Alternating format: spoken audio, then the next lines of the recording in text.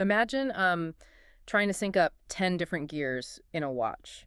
Like if one turns a little too fast or another gets stuck, the whole thing just grinds to a halt. Right, yeah. And that is basically the mathematical nightmare of planning a large group vacation for you. Oh, it really is. Yeah. Conflicting budgets, totally different social batteries. Yeah, and just the constant friction of getting everyone in the same room.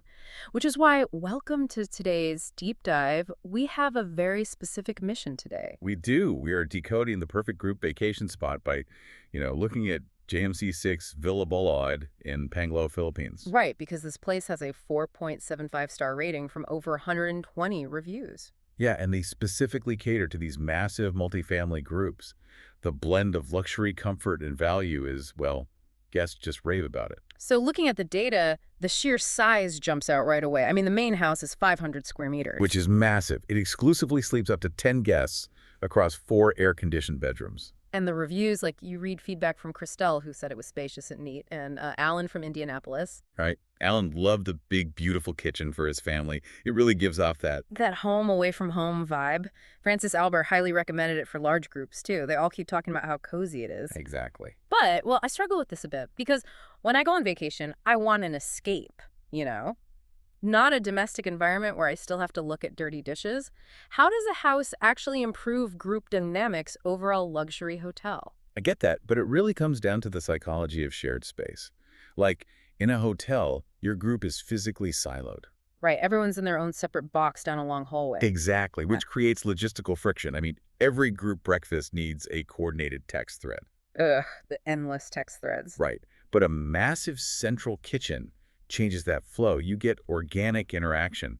And because it's 500 square meters, you can still just retreat when the group energy gets to be too much. Okay, so the layout actually regulates the social friction. That makes sense. And that leads into the amenities, which reviewers like Joseph and Rugel emphasize as both exclusive and affordable. Yeah, Rogel actually called it a great deal and worth every penny. But wait, how? I mean, we are talking about a private pool, a jacuzzi, a gym, and, oh, an outdoor shower. Don't forget the video machine. Right, the Filipino karaoke setup you can use until 10 p.m.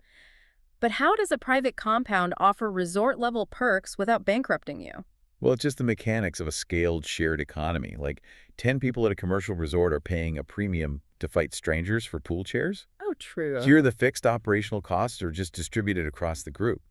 So you get exclusive access at a fraction of the cost. Ah, okay. That makes the transportation perk make total sense, too. Yeah. The listing mentions a 5-passenger multi-cab available for just 150 pesos one way. Yeah, which is less than $3. Right. Less than $3 to get to the main beach, which is only minutes away. Spread across 5 people, that is basically a rounding error in the budget. Precisely. But, cheap logistics are kind of worthless if you can't relax. And a massive theme in these reviews is safety and personalized service. Yeah, Alan specifically called it a very secure place. Right. The compound has a high concrete fence and solid gates, and the Filipino-American owner, Joel, actually lives right on site. Oh, with his German Shepherd, Ringo. Yes.